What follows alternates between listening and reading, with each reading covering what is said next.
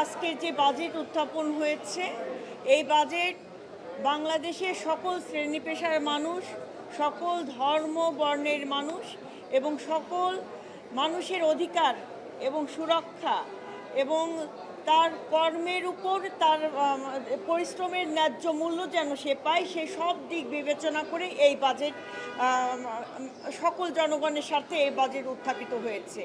এই বাজেটে যেমন নারীর অধিকার ক্ষমতায়নের কথা নিশ্চিত হয়েছে, এই বাজেটের মাধ্যমে নারীর অর্থনৈতিক উন্নয়ন এবং মুক্তির পথ প্রসারিত হয়েছে। এই বাজেটের মাধ্যমে তরুণ প্রজন্মের নতুন কর্মসংস্থানের পথ তৈরি হয়েছে। কৃষক, শ্রমিক, মেহনতি মানুষের ভাগ্য পরিবর্তনের পথ তৈরি হয়েছে। এই বাজেট বাংলাদেশের 18 কোটি জনগণের ভাগ্য উন্নয়নের দিকে ধাবিত হবে। এই বাজেটের মাধ্যমে আমাদের যে আর্থিক ঋণ মানে যে একটা অর্থনৈতিক দুরবস্থা ছিল, সেই দুরবস্থা কাটিয়ে আমরা আগামী 5 বছরে মানে এই অর্থনীতি সাফল্যের দিকে আমরা এগোতে পারব।